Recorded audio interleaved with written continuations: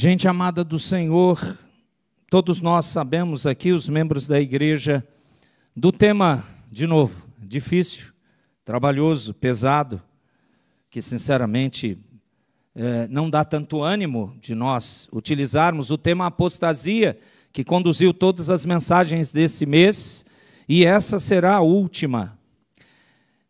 Mas, queridos, por mais que tenha sido um tema perseguido por nós, biblicamente, e os pregadores que o Senhor usou nesse mês aqui em nossa igreja, por mais que o tom tenha sido de alerta, se cuide, por favor, veja que você realmente não caia. A atenção, talvez essa palavra resuma tudo, estarmos atentos a como estamos caminhando com o Senhor, porque, de novo, como de manhã eu mencionei, é um fato tristemente comprovado ao longo da história da igreja, relatos e ensinos bíblicos claríssimos sobre isso, e até os nossos dias vermos a apostasia, o abandonar a fé, o largar deliberadamente o caminho do Senhor e voltar-se totalmente, voltar as costas a Ele. E isso significa, na linguagem bíblica, retornar aos desejos do coração, ao mundo. Por mais que os tons e os ensinos tenham sido de alerta, eu roguei a Deus, eu pedi misericórdia para que hoje a gente fechasse com uma mensagem que empurrasse você para entender definitivamente. Para nós, apostasia, não. Gostou da frase? Acho que a gente vai repetir. Para nós... E, olha, eu gosto de igreja inteligente, a nossa é uma bênção, não precisa nem repetir. Então, de novo. Isso mesmo, eu pensei em colocar esse tema, né, mas eu acho que ia ficar meio... Bom, enfim, agora vocês me encorajaram. A gente podia colocar isso.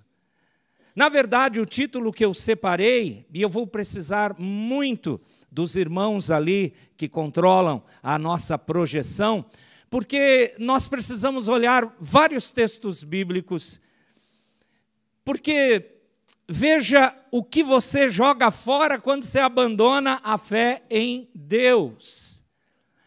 Mas, nesse subtema, o que nós queremos dizer é o que os irmãos já decoraram. Para nós, apostasia, não. Como nós temos vários textos, deixa eu fazer a introdução, então, primeiro. A pergunta sempre foi, nesse mês, seguir a Cristo até o fim ou abandoná-lo no meio do caminho? Você sabe que Justino Mártir, um daqueles do segundo século, terceiro século mais ou menos, um dos primeiros homens de Deus que padeceu por sua fé, daí o nome, mártir. Justino foi um dos, digamos, aproximadamente, últimos evangelizados e discipulados pelo apóstolo João. O mesmo João que escreveu o Evangelho, as cartas e o Apocalipse. E Justino teve que ser confrontado em sua fé e foi decretada uma pena de morte porque ele não negou sua ligação, sua comunhão com Deus. Ele não apostatou da fé, mesmo debaixo de ameaça de morte. Na verdade, ele morreu. O livro clássico de John Foxe, A Vida dos Mártires, conta lá também uma porção da vida do Justino. E Justino ele falou, no momento da sua morte, diante do algoz, do carrasco, dizendo: nega essa tua fé, esse teu Cristo, e aí pouparemos você. Justino disse algo mais ou menos assim: Ele, Cristo, nunca me fez mal nenhum. Por que que eu o negaria agora? E segundo alguns estudiosos, ele acrescentou: pode tocar fogo. E ele morreu numa fogueira totalmente queimada. A frase dele, a conclusão, é algo tão óbvio para quem recebeu graça salvadora, Ele nunca me fez mal nenhum. Muito pelo contrário. Quando nós seguimos a Cristo, nós somente temos vantagens. Você não está mais condenado pelos seus pecados, porque Cristo te perdoa. Você está reconciliado com Deus e não é mais o inimigo de Deus. Você foi adotado como filho de Deus. Você tem o cuidado do Senhor ao seu favor e ao seu redor. Você tem acesso à palavra de Deus e recebe entendimento sobre essa palavra através da iluminação do Espírito Santo de Deus. Você tem comunhão com Ele e comunhão com o seu povo. Você faz parte da igreja, não apenas a vitoriosa e eterna, mas da igreja visível. Você é transformado em embaixador autorizado de Deus aqui na terra, exatamente para proclamar o evangelho da reconciliação. Você, crente, tem segurança, proteção, preservação e descanso em Deus. Essas são somente algumas das coisas preciosas que Deus outorga através e por meio de Cristo Jesus, por conta da salvação que Ele nos presenteou. São apenas algumas das preciosas e muito grandes promessas, como Pedro assim fala na sua segunda carta, logo no primeiro capítulo dessa segunda carta. Aquele que doou tudo o que é necessário para esta vida e piedade é o Cristo bendito. Então, o que você joga fora quando você abandona a fé em Deus? Ou, no nosso caso, para nós, apostasia? Não.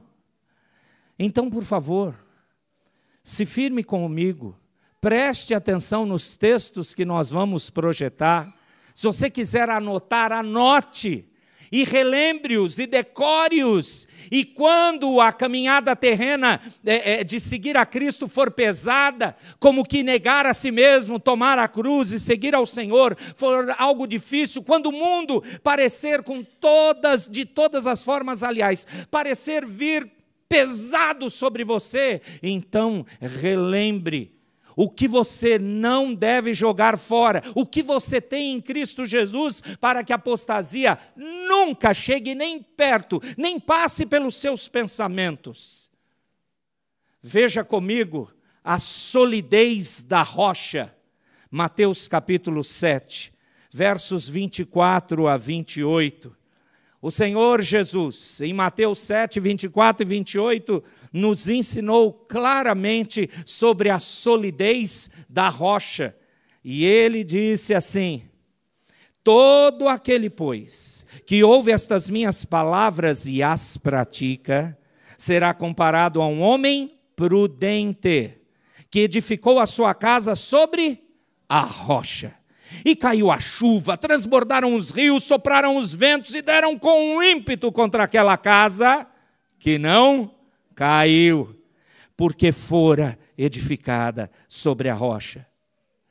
E todo aquele que ouve as minhas palavras e não as pratica, será comparado a um homem insensato, que edificou a sua casa sobre a areia. Caiu a chuva, transbordaram os rios, sopraram os ventos e deram com ímpeto contra aquela casa, e ela desabou, sendo grande a sua ruína. Você prestou atenção? Você tem a solidez da rocha. Quem é a rocha? É o próprio Deus, é o próprio Cristo, é a ação poderosa do Espírito Santo, é a Trindade.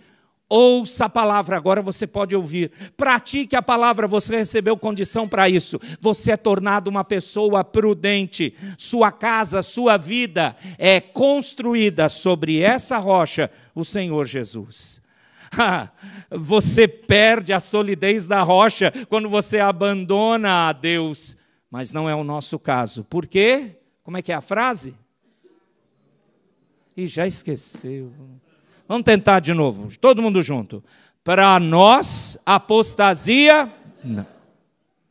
Você tem a solidez da rocha. Segundo texto, Acompanha comigo, Salmo 107. Salmo 107. O versículo de número 9 apenas. Salmo 107, verso 9. Além da solidez da rocha, nós temos a satisfação da alma. Veja o Salmo 107, verso de número 9. Diz o texto. Vamos ler juntos? Olha que lindo. Pois dessedentou a alma sequiosa e fartou de bens a alma. Se você quiser perguntar quem faz isso, olha o verso 8. Rendam graças ao... por sua bondade, por suas maravilhas para com os filhos dos homens. O que ele fez? Ele faz isso. Ele satisfaz nossa alma. Eu conversei recentemente, aliás, de uns meses para cá, com um doutor oncologista, especialista em clínica geral. Eu achava que todo médico era clínico geral naturalmente, mas tem uma especialidade, um doutorado a mais aí, alguma coisa assim, em clínica geral. É o doutor Renan, ele trabalha lá no Hospital Samaritano, ele tem uma clínica, é um homem de Deus. E conversando com ele sobre aconselhamento bíblico, ele é um dos professores do curso da Nutra, da Igreja Batista Pedras Vivas. É maravilhoso poder conversar com ele. Primeiro que ele é médico. Não, na verdade, primeiro porque ele é crente. Segundo que ele é médico. E terceiro que ele diz assim, pastor, não tem pílula para a alma. É só Deus que trata a alma, porque Deus a satisfaz completamente. Eu já sabia daquilo, mas quando você ouve um médico crente que vive por isso, que realmente aproveita cada momento para mostrar o Evangelho, você fica impactado, não é? Porque a gente viveu recentemente, por conta da pandemia, adorando a ciência e colocando tudo acima até de Deus. E nós vimos até pessoas jogarem sobre nós culpa. Vocês são malucos de quererem se reunir logo. E parecia que nós nos tornamos párias da sociedade. Só que nós vimos muitos milagres, não é? E nós vimos pessoas que partiram para a glória, não é? E a nossa fé continuou firmada, porque quem satisfaz a sua alma? Que remédio, que tratamento, que atitude humana vai preencher? Olha o verso 9 de novo. Ele é que dessedentou a alma seca, sequiosa. É Ele que farta de bens a alma faminta. Diz para mim, quais são os bens que a sua alma precisa? Eu sei os bens que a sua carne quer. Você quer andar num bom carro, eu também. Eu não quero andar num Poisé, não. É bom você andar num carro que você fecha os vidros, você climatiza o carro. E você vai, você não ouve nada. Se um crente na rua te cumprimentar, você não está nem aí. Porque... o seu corpo e o meu corpo quer uma boa casa, um bom apartamento, não é não? Nesse frio quentinho, tem gente que está com saudade, veio para cá. A gente estofou o banco um tempo atrás, mas tem gente que ainda acha que está ruim, a minha casa. Aqueles sofás que de vez em quando eu vejo na casa de uns crentes. O sofá que eu não tenho na minha casa. É aquele sofá que você deita, e você deita. A nossa carne quer esses bens. Diz para mim, qual é o bem que a sua alma precisa? Só Deus pode fartar de bens a alma faminta. A reconciliação com Deus, a bênção do amor, da graça. Amados, a satisfação da alma é algo que só aqueles que estão firmes na fé recebem. Quando você abandona Deus, você perde isso. Terceira coisa, a incomparável graça. Isso é fácil. Continua no Salmo comigo, Salmo de número 63. Mas eu quero que você acompanhe comigo a leitura dos 3 primeiros versos. Salmo 63, versos 1 a 3. A incomparável graça é o que nós temos pela redenção e o amor a Cristo. Não dá para jogar fora isso. A incomparável graça é assim. Salmo 63. Deixa eu ler para os queridos. Ó Deus, Tu és o meu Deus forte.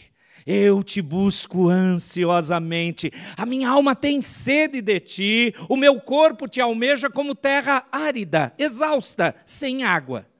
Assim eu te contemplo no santuário para ver a tua força e a tua glória. Aí você pergunta, Davi, por que todo esse anseio por Deus? Verso 3, vamos ler juntos? Porque a tua graça é melhor do que a vida. Os meus lábios te louvam.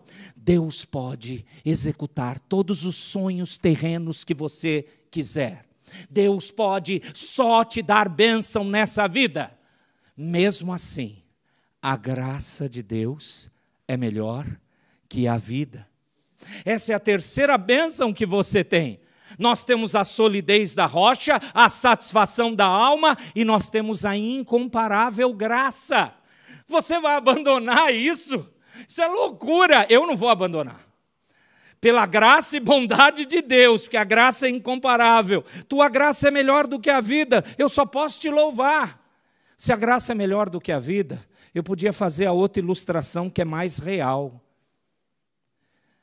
E as suas lutas, dores, desencontros, problemas, que parece que nessa vida terrena não cessam.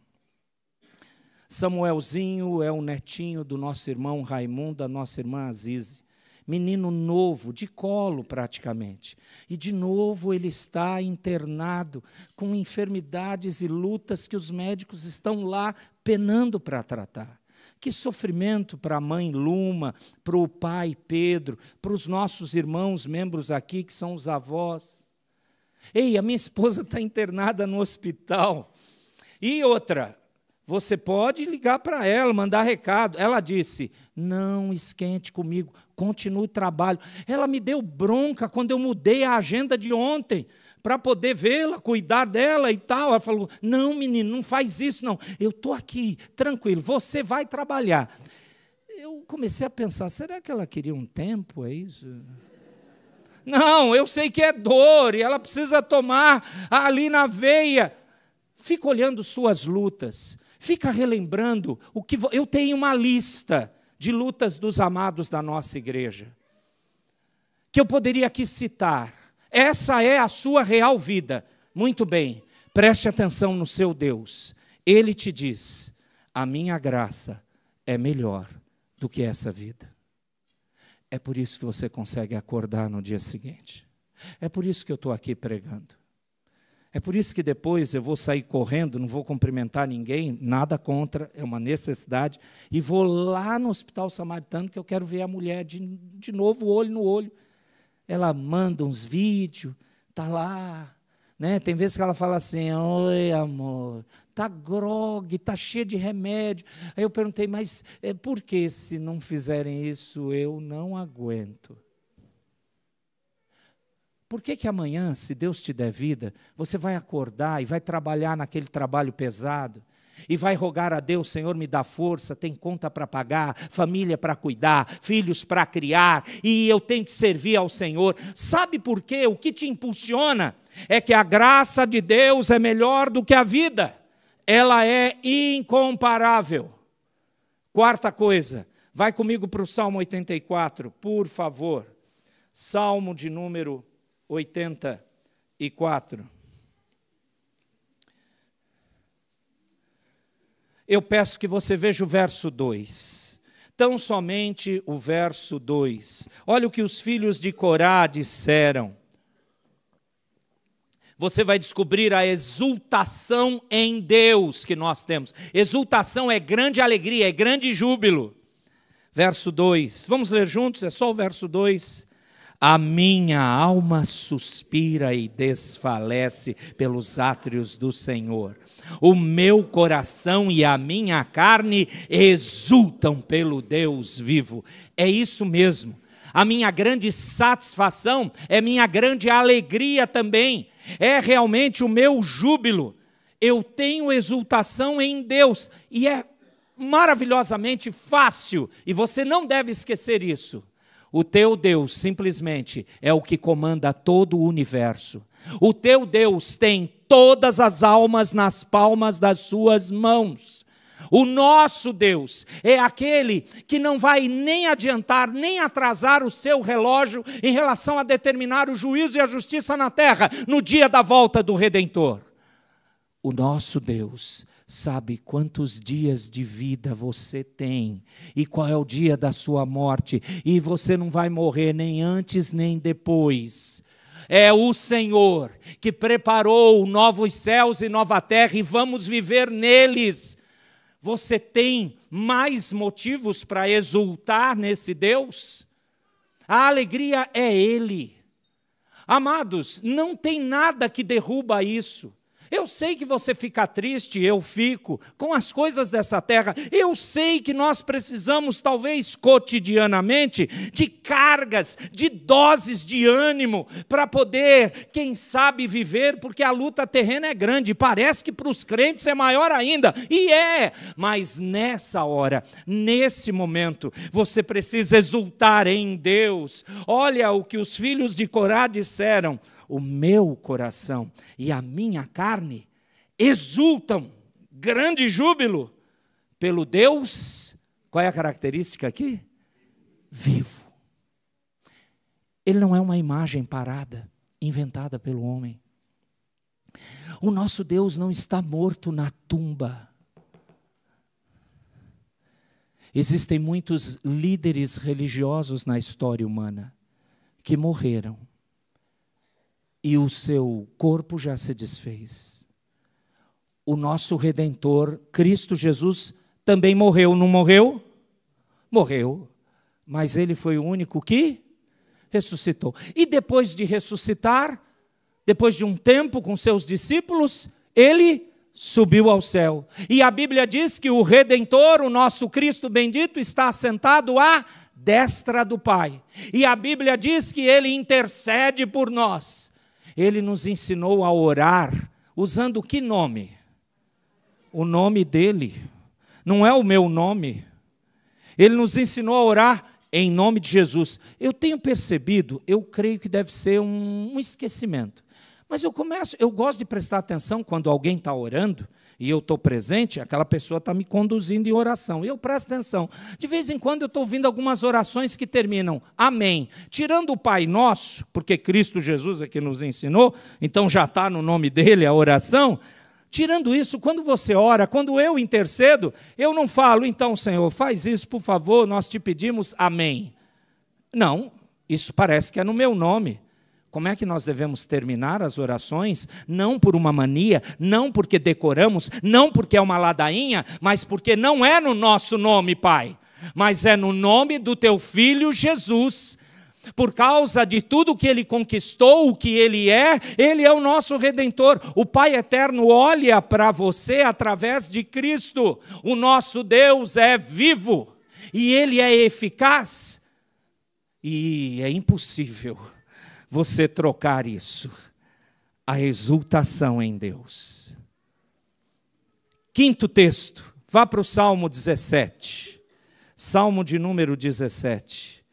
Eu quero que você veja comigo o versículo de número 15, Salmo 17. A glória de Deus na eternidade. Sabe o que me deixa espantado? Essa oração de Davi. Ele está orando com convicção de que verá a glória de Deus na eternidade. Ele verá. Se Davi tinha essa convicção, que convicção nós devemos então ter? Salmo 17, verso 15. Eu, porém, na justiça contemplarei a tua face. Quando acordar, eu me satisfarei com a tua... Acordar da onde? Que lugar é esse? Quando ele entrar na eternidade. Aliás, Davi já entrou. A gente só vai esperar no dia do juízo final. Todos os que já morreram em Cristo, eles vão ressuscitar primeiro para receber corpo especial, ou o chamado corpo glorificado. Davi vai receber primeiro que nós, tenha certeza. E depois todo mundo que já morreu antes. É por isso que eu queria que vocês entendessem que não é brincadeira ou piada minha. Quem morre antes da segunda vinda do Senhor Jesus, eu creio que é mais feliz. já está curtindo a glória eterna. Mas não tem corpo glorificado. Mas eu já mostrei para vocês as almas lá em Apocalipse 6, debaixo do altar, dizendo: Senhor, quando o Senhor vai vingar o nosso sangue, hein? Desce logo, faz justiça em cima daqueles, aí é por minha conta, porque eu vou falar baixinho, picaretas, Senhor. Aqueles picaretas que zombaram da nossa fé, faz justiça. Aí Jesus, diz Apocalipse, vai fazer assim: calma, toma aqui essa veste branca. E logo, logo, você vai ver a justiça final. Porque aqueles que já estão na glória, igual Davi, vão ressuscitar primeiro no dia do juízo. E você vai ver, com olhos especiais naquele dia, a separação do joio do trigo. Ou aquela linguagem que Jesus usa e o antigo pastor Charles Spurgeon amava, ele vai separar as ovelhas dos bodes. Não é carneiro não, carneiro é bonitinho e gostoso também, se você puder comer, né? É bode. Vai separar as ovelhas dos bodes. Ei, ele está dizendo, quando eu acordar, eu vou me satisfazer, eu me satisfarei com a tua semelhança. Eu serei glorificado e verei a tua glória. Amados, outra coisa preciosa que aqueles que dizem não à apostasia receberam do Senhor é que a glória de Deus na eternidade eles irão contemplar. Vá comigo para o sexto texto, Salmo 36. Salmo de número 36. Esse texto, para a gente entender, a gente precisa ler 3 versículos, de 7 a 9. Salmo 36, de 7 a 9. Veja se você está acompanhando comigo. A gente tem a solidez da rocha, a satisfação da alma, a incomparável graça, a exultação com Deus, a glória de Deus que vamos ver na eternidade, e agora nós temos a benignidade de Deus. Versos 7 a 9 do Salmo 36 diz assim: como é preciosa, ó Deus, a tua benignidade. Por isso os filhos dos homens se acolhem à sombra das tuas asas. Fartam-se da abundância da tua casa, e na torrente das tuas delícias lhes dás de beber. Pois em ti está o manancial da vida, na tua luz vemos a luz. As consequências, amados, da segunda parte do verso 7, o verso 8 e o verso 9, são as demonstrações claras daquilo que o salmista, e é Davi aqui, que diz: como é preciosa, ó Deus, a tua benignidade. É a benignidade do Senhor que dá proteção, final do verso 7, acolhem à sombra das tuas asas. É por causa da benignidade do Senhor que somos fartados da abundância da casa de Deus. E aqui é além de culto, significa o cuidado entre os crentes, significa o amor fraternal, significa a bênção de aprender a palavra do Senhor e ser guiado por Ele. É benignidade. Torrentes das tuas delícias lhes dá a beber. Isso parece um eco daquilo que o Senhor Jesus diz no Novo Testamento, que quem crê nele, rios de água viva fluirão. É satisfação plena. É por isso que você entende ensinos como o de Paulo. E sim, podemos aprender a viver contente em toda e qualquer situação, de fartura como de escassez, de exaltação como de humilhação. Por quê? Porque Ele nos dá poder para vivermos todas essas coisas, porque Ele é o manancial da vida. Você vai jogar isso fora. A apostasia vai te dar coisas semelhantes? Nem próximo disso. Continua caminhando comigo. Jeremias, capítulo 31. Ah, esse texto é muito precioso. Jeremias 31, versículo de número 14. Jeremias 31, verso 14. Aqui nós temos a bondade de Deus que nos satisfará E a bondade de Deus é tão grande que a gente vai ter que ver ela em outras questões aqui. Mas olha comigo, Jeremias 31, 14. A primeira parte fala para mim. Então, se você quiser pular a primeira parte, fica tranquilo, porque eu estou amando a primeira parte. É sério, olha só.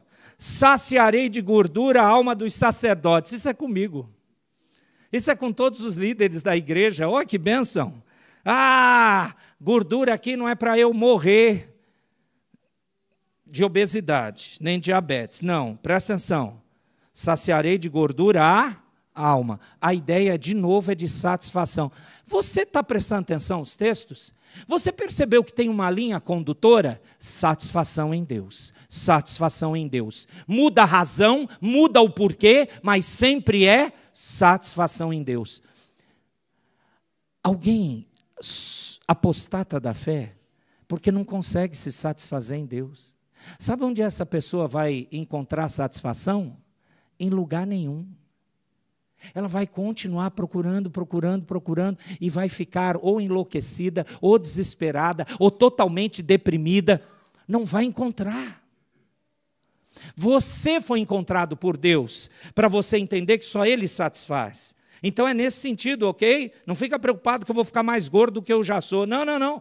Saciarei de gordura a alma dos sacerdotes. E se aqueles que lideram estão satisfeitos em Deus, o que você acha que um verdadeiro sacerdote vai fazer? Seja no Antigo Testamento, no Novo Testamento ou nos dias de hoje. Vai querer que o seu povo, os seus ouvintes, a sua igreja, aprenda a ser satisfeita em Deus. Não, você não vai chegar aqui na igreja e vai ouvir de política. Não, você não vai ouvir desse púlpito, dessa igreja, falar de esporte ou qualquer outra coisa. Não, lamento. Você não vai ouvir falar de entretenimento. Você não vai ver aqui teatro de entretenimento. Não, isso tem lugar para isso. Se você quiser perder o seu tempo, vai lá. Aqui, você tem que ouvir que o único que satisfaz a sua alma é Deus. Mas o melhor da festa é a segunda parte do verso 14. Vamos ler a segunda parte? E meu povo...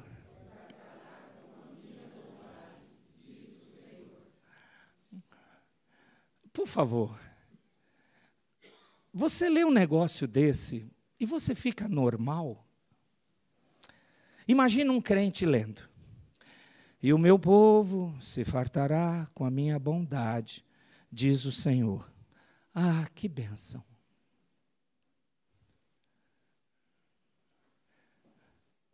Não, eu não estou apelando para o seu emocionalismo. Eu não estou agora apelando para que você seja um crente, como é que dizem por aí? Do fogo. Ah, não, eu queria que você fosse humano.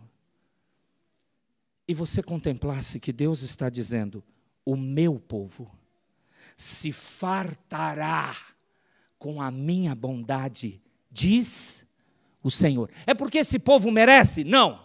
É porque esse povo é melhor que todos os outros povos da terra? Não. É porque esse povo é um povo lindo, maravilhoso, inteligente, capaz e que tem tudo aquilo que a gente exalta num ser humano?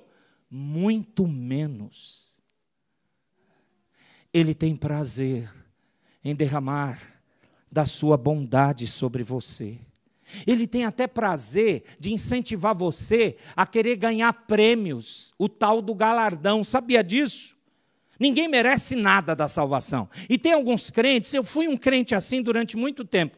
Eu entrando, mesmo que a porta está fechando assim, ó, no céu, já estou feliz. Se eu agarrar o pé de um crente de verdade e entrar no céu, eu estou feliz. Eu entendi que isso não é bíblico. Você precisa ver o amor de Deus por você aumentando. Você precisa ansiar em querer fazer mais para a glória eterna, porque sim, é bíblico, Ele tem prazer em presentear quem não merece. Ele diz mesmo, se esforce, sim, se entregue, sim, viva uma verdadeira vida de oração, conheça a Escritura, ensine-a, se aprofunde, não viva de maneira rasa, eu vou te dar mais galardão. E é verdade, lá no céu, todo mundo vai estar feliz, pleno e perfeito? Sim, mas vai ter gente que vai curtir mais. Vai.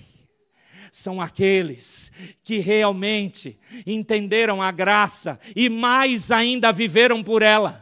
Sim, nós cremos na doutrina da eleição e da predestinação. É claro que sem ela ninguém será salvo. Nós cremos no que a Bíblia diz, que todos pecaram e carecem da glória de Deus, e se Deus não colocar vida, o morto em delito e pecado não reage.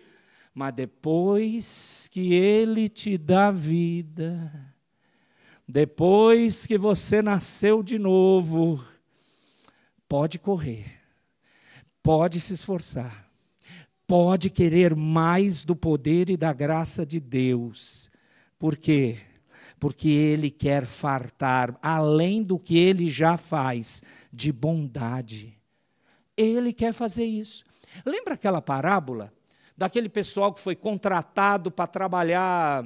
Eu não lembro agora o que era, se era uma vinha, era questão agrícola. É a parábola que Jesus conta. O dono daquela terra contrata um pessoal por um valor salarial digno de manhã. E ainda tinha trabalho. Ele volta à tarde, contrata outro povo, um outro grupo de trabalhadores, pelo mesmo valor. Chega no final da tarde, para trabalhar uma média de 2 ou 3 horas apenas. Ele contrata e diz, vou pagar o mesmo tanto. Terminou o dia, tarde da noite, vai lá, aquele senhor pagar os dividendos, né? Pagar o salário. Aquele pessoal que começou a trabalhar tipo 6 da manhã, recebeu o dinheiro que foi acertado. E aí eles estão lá contando, o trabalho duro, hein? Mas valeu a pena, hein? Aí eles olham assim, aquela meia dúzia que trabalhou 3 horas. Quanto você ganhou, fulano? A mesma coisa que você ganhou. Aí o cara fica revoltado. E ele vai discutir com o chefe. Ô, patrão, uma palavrinha, coisa rápida.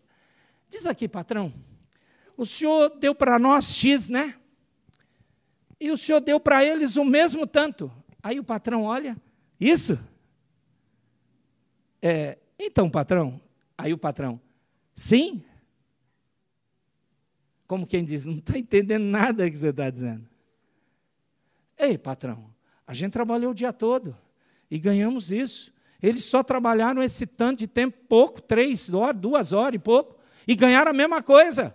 Isso não está certo. Aí diz o Senhor Jesus que o dono daquela terra olhou, espera aí, porque eu quero ser bondoso e dar o que eu quiser, porque eu acertei o mesmo valor. Eu acertei outro valor com você? Não, o senhor acertou isso. Você está recebendo isso? Eu estou. Se eu quiser dar a mesma coisa para ele, o que te importa? Agora eu vou pôr no Deus falando, a bênção é minha. Entende? Você nasceu em lar evangélico, você tem trocentos anos de fidelidade ao Senhor, você está ralando para obedecer ao Senhor, aleluia! Louvado seja Deus por sua vida, porque você nunca viu nenhum pensamento de apostasia, porque você nunca largou a fé, porque você nunca deixou de vir à igreja, porque você nunca deixou de servir. Que bênção! Mas eu preciso te contar um negócio. Vai chegar uns dito cujo quase no final. E eles não vão fazer nenhum terço do que você já fez. E eles vão para o lar eterno. E eles vão curtir novos céus e nova terra.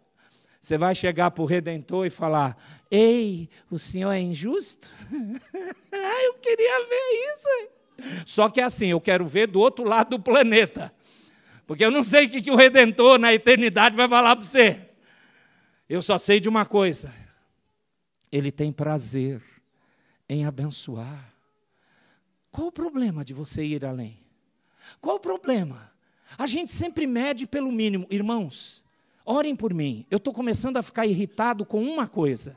Quando dizem assim, se poupa, cuidado, cuidado. Querido, nós vamos nos poupar no lar eterno. Aqui é aquilo que Paulo disse aos irmãos, se não me falha a memória, de Corinto.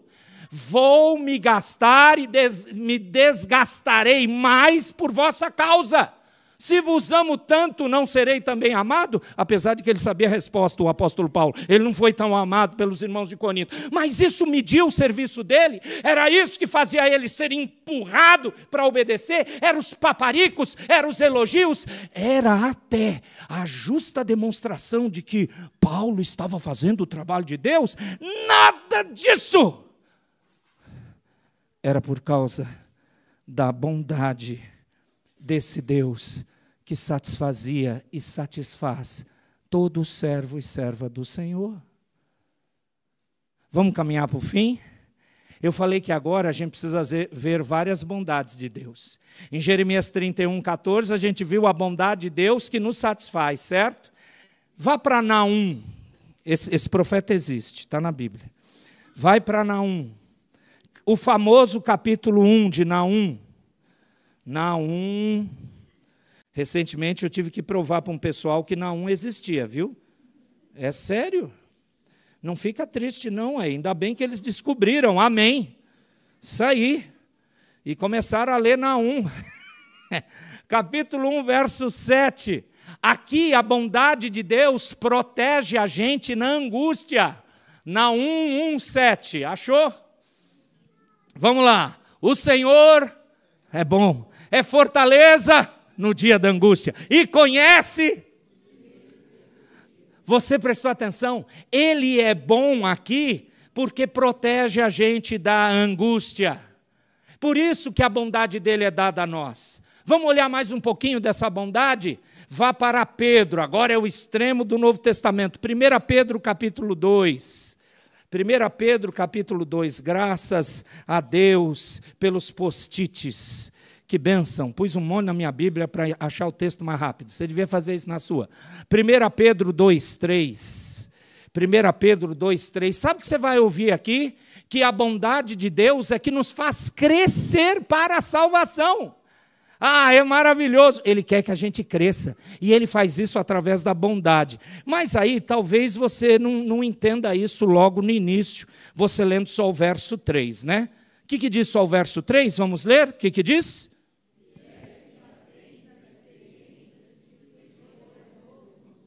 Pedro não está afirmando que o Senhor é bondoso? Ele até está dizendo, vocês já experimentaram que Ele realmente é bondoso? Mas por que ele está concluindo isso? Dá uma olhada no verso 1. Verso de número 1 diz assim, despojando-vos, portanto, verso 1 do capítulo 2, primeira carta de Pedro, ok?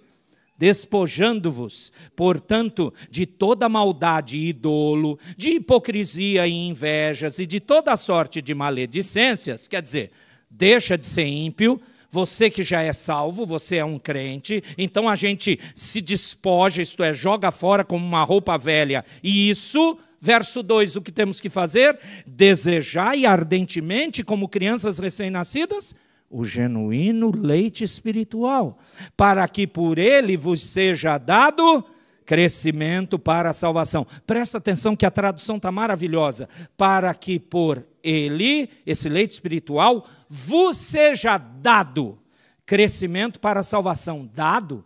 Quem dá? O ensino desse leite espiritual, a ação de Deus pela palavra. Então quem dá, no final das contas, o crescimento? É Deus.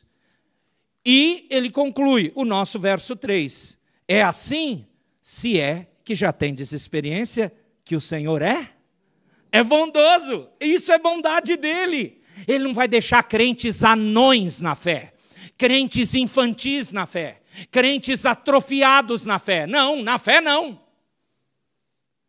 Preste atenção. 1 Pedro 2:3 está nos dizendo que a bondade de Deus nos faz crescer para a salvação.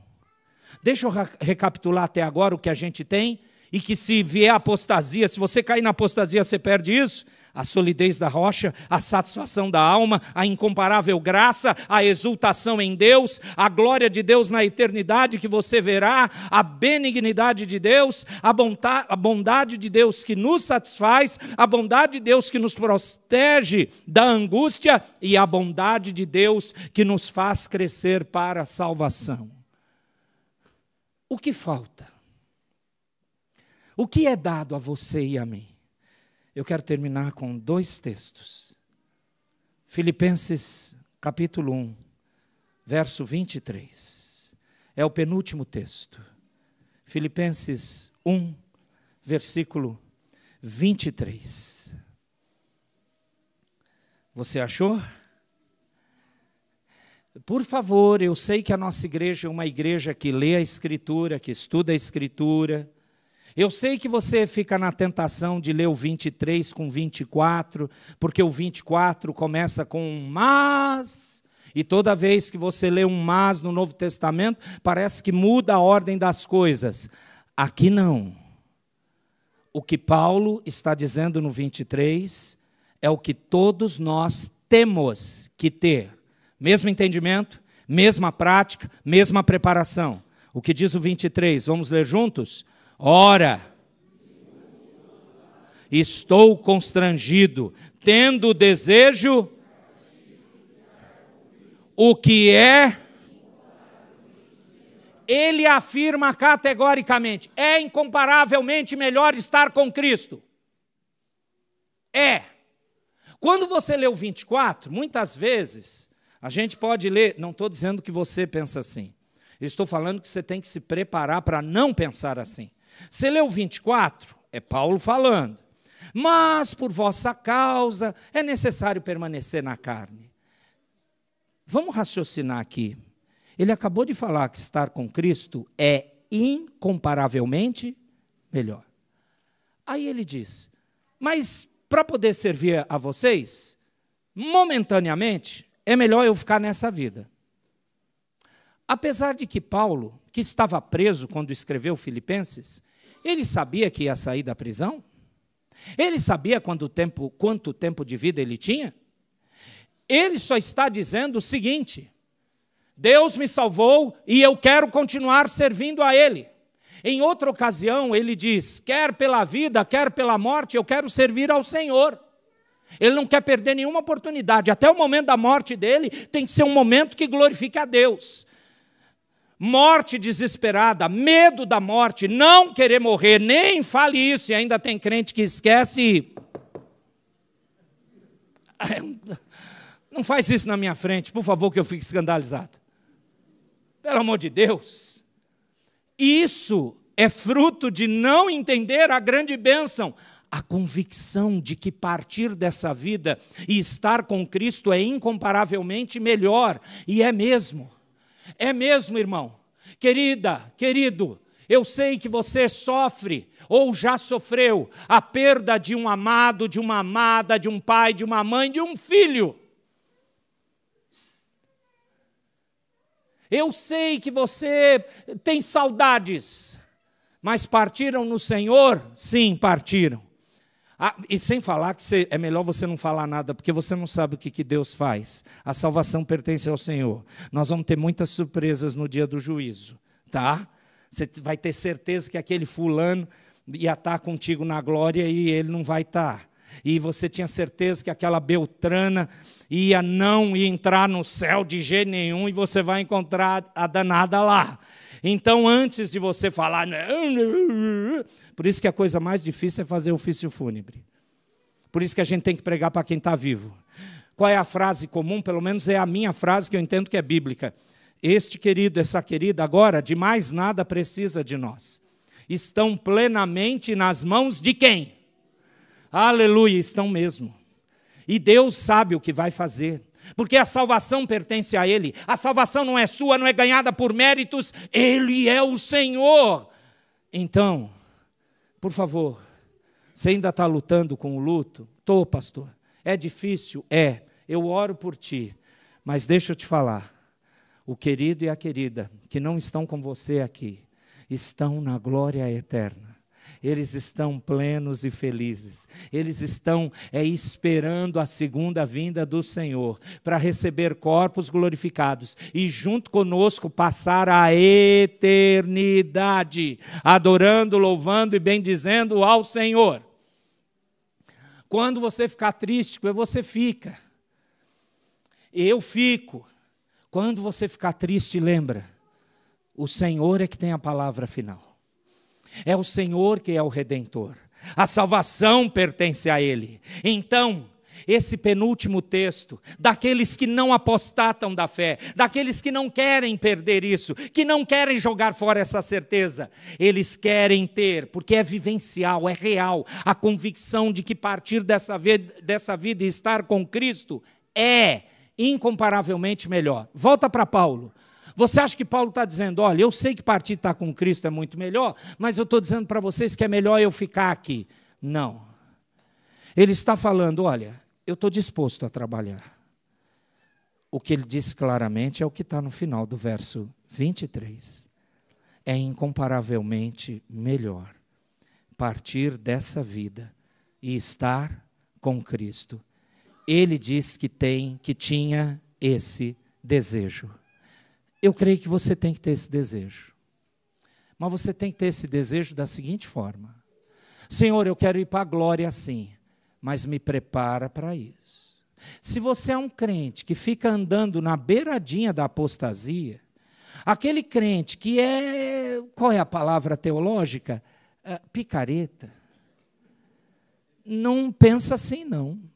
Não pensa, não, eu quero partir. Eu acho que Deus está tendo misericórdia. Não é? Ele está me deixando vivo, então tem muita coisa que Ele ainda quer tratar comigo. E eu penso assim, e eu desejo estar com Ele. Eu não quero ver minha esposa mais sofrendo, eu não quero ver filho longe da fé, eu não quero sofrer as dores junto com vocês. Pode dizer, o senhor é um covarde. Sou mesmo, oi. Esse mundo é pesado, por isso que meu Jesus vem me salvar. Não sou o super-homem. Existe uma música, um cântico aí, talvez a galera mais jovem já ouviu, de uma banda que eu esqueci o nome, estava ouvindo recentemente. É um rock meio pesado, mas a letra diz assim, não existe Superman. Eu cansei de ficar, diz a letra, vou resumir, eu cansei de ficar demonstrando que eu sou tal. Não. Eu preciso de Deus. Eu sou igual a todo mundo. Sem você, Cristo, eu não sou ninguém. Eu sou igual a todo mundo. Não existe Superman.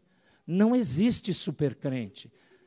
Existem pessoas que Deus quer tratar, quer moldar, quer aperfeiçoar, quer arrancar qualquer sinal de apostasia, para você então entender, Senhor, o Senhor está me preparando para o lar eterno. Porque o objetivo da sua salvação, eu não sei se você entendeu, o objetivo da sua salvação é você ir para a eternidade. Amém? Ah, bom. Porque tem crente que acha, Deus me salvou, eu vou curtir o melhor dessa terra. Eu tenho que falar a verdade para você. Eu sou embaixador. O embaixador só fala o que o Senhor do reino mandou falar. Eu não posso falar além disso, nem a quem. Eu tenho que falar exatamente. Então, você precisa ansiar pelo lar eterno. Né? Pensai nas coisas. Aonde está o vosso tesouro, aí estará também. É Jesus e Paulo falando a mesma coisa. Vamos para o último texto. Vai para Apocalipse capítulo 7, por favor. Nós já ouvimos a solidez da rocha, a satisfação da alma, a incomparável graça, a exultação em Deus, a glória de Deus na eternidade que vamos ver, a benignidade de Deus, a bondade de Deus que nos satisfaz, a bondade de Deus que protege-nos da angústia. Essa mesma bondade nos faz crescer na salvação, e já ouvimos que a convicção de partir dessa vida e estar com Cristo é incomparavelmente melhor. Tudo isso temos porque o Senhor nos salvou. Largar isso é algo que não tem que passar na nossa mente. E por fim, Apocalipse 7, versos 16 e 17. Eu queria que você amasse esse texto. Eu queria que você fizesse exatamente como essa criança. Não, mamãe, aí você troca para papai. Não, papai, não deixa eu não crer nisso. Não, papai, faz isso. Agora você prestou atenção em mim.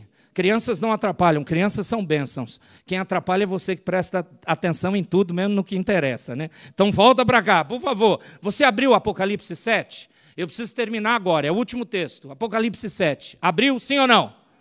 Está vendo projetado, sim ou não? Não está. Tá, agora tá. Eu combino com os irmãos de lá, sabe? Bom, deixa para lá. Vamos lá, o tempo, vamos lá. Apocalipse 7. Deixa eu ler. Bebe esse texto. Você já bebeu a palavra? Eu sei que Deus mandou Jeremias comer. Doce na boca, amargo no íntimo. É um sermão maravilhoso, um ensino maravilhoso aquilo. Mas eu queria que você bebesse. Não existe curso para isso, mas eu acho que a gente precisa aprender a saborear a palavra de Deus. Olha que coisa maravilhosa. Apocalipse, eu leio assim a Bíblia para mim. Principalmente, normalmente eu leio assim, mas quando eu estou mal, quando eu tenho muitas lutas, assim, de vez em quando, né? Eu gosto de ler a Bíblia assim, porque a Bíblia foi escrita para você, foi escrita para mim. Essa palavra é Deus falando comigo, é Deus falando com você, meu irmão, minha irmã. Você tem que ler assim. Jamais terão fome, nunca mais terão sede. Não cairá sobre eles o sol, nem ardor algum, pois o Cordeiro, que se encontra no meio do trono, os apacentará e os guiará para as fontes da água da vida. E Deus lhes enxugará dos olhos todas as lágrimas. Isso é para crentes redimidos, pecadores arrependidos. É por isso que a gente só pode dizer não para a apostasia. Tem coisa melhor aonde, filho? Aonde, filha? Diz para mim, nesse mundo, nas suas conquistas, é mentira, é balela, é engano, é fumaça. Não serve de nada. Mais o mundo, mais a sociedade, mais os estudos, tudo isso vai para os quintos dos infernos. Em comparação a essa salvação e graça, Ele vai enxugar dos olhos toda lágrima. Sabe qual é essa que eu estou chamando de última bênção? Que você joga fora se você abandonar a fé? É que o Santo Cordeiro vai apacentar você para sempre e não haverá mais tristeza. Não vai haver. Quando você estiver ruim, mal, cheio de dúvida, leia a tua Bíblia. Faz isso. Ele está dizendo porque Ele vai fazer. Sabe o que é maravilhoso em Deus? Ele não escreve para dizer assim, por favor, acredite em mim. Ele não escreveu para isso. Ele apenas está dizendo, eu vou te falar, você não merece. Eu vou fazer isso. Ok? Eu amo muito você, diz o Senhor. E eu vou fazer você ver isso. Então, em nome de Cristo, não há outro lugar para correr, não há outro tipo de vida a viver, não há outra atitude a ser feita, a não ser amar ao Senhor, obedecer ao Senhor, crer no Senhor, e tudo isso que a gente já viu. Não, eu não vou escrever um resumo num slide. Depois você assiste de novo e escreve, se você não escreveu. Mas esses textos e todo o restante da Escritura só apontam para uma realidade. O nosso Senhor reina. E nada vai mudar isso, nem as dores do presente ou do porvir, nada. E na eternidade, o Cordeiro Santo, que está no meio do trono, apacentará a nossa vida e vai nos guiar para fontes de água da vida, água que dá vida eterna. E Ele vai enxugar dos nossos olhos toda lágrima. Eu quero muito crer que todos da nossa igreja creem assim. E quando você encontrar um desanimado, porque existe, vou falar de mim, quando eu estiver desanimado, chega para mim e abre Bíblia. Você pode até fazer uma piadinha, eu vou deixar. Olha, eu ouvi um pastor pregar isso aqui. Eu queria que o senhor lesse para a sua edificação. Faz isso. Eu preciso. Um crente verdadeiro precisa de Bíblia. Você precisa de Bíblia? Ah, que bom, você é um crente verdadeiro. Somente os apóstatas, os falsos, não querem nada. Falam mal da igreja, largam a igreja, abandonam a gente. Que o Senhor tenha misericórdia deles. Gostaria muito que voltassem, mas enquanto não estão assim, sobre eles permanece a ira de Deus. Que o Senhor tenha misericórdia. Mas quanto a vós, Hebreus capítulo 10, ou melhor dizendo, Hebreus capítulo 6, depois do verso 10. Quanto a vós outros, podemos pensar coisas superiores, diferentes. Em Hebreus 6, o autor estava falando de apostasia. Mas quando ele fala dos verdadeiros crentes, quanto a vocês, a gente pode pensar coisa diferente. Gente amada do Senhor, quanto à nossa igreja, nós devemos pensar coisas diferentes. Porque o Senhor é um Deus maravilhoso. Fiquemos em pé, por favor. Agradeça a Deus comigo nessa oração final, receba a bênção apostólica e vamos adorar a Trindade com o hino 5 no final. Nós queremos te agradecer por tua palavra, Pai, pela verdade que é a tua palavra, pelos teus lábios terem proferido e registrado para nós como um documento inerrante, infalível, que não passa com o tempo, que não precisa de upgrade, de novas versões, que não precisa ser adaptado a cada época. É a tua santa, verídica, realística palavra. Nós queremos ser crentes da palavra, Pai. Nós queremos viver pela palavra. No meio das alegrias e no meio das dores. Nós queremos adorar o teu nome nessa terra. Nós queremos ansiar chegar no lar eterno. E queremos fazer a grande festa de estarmos sentados onde o Senhor prometeu, Cristo bendito, tomar aquela ceia conosco, tomar o cálice, partir o pão, porém com alegria. A alegria eterna, sem dor, sem sofrimento, porque o Senhor diz que vai arrancar de nós, dos nossos olhos, todas as lágrimas. Seja a nossa rocha, seja benigno sempre, seja bondoso conosco, cuida de nós. Precisamos muito de Ti, em nome do Senhor Jesus.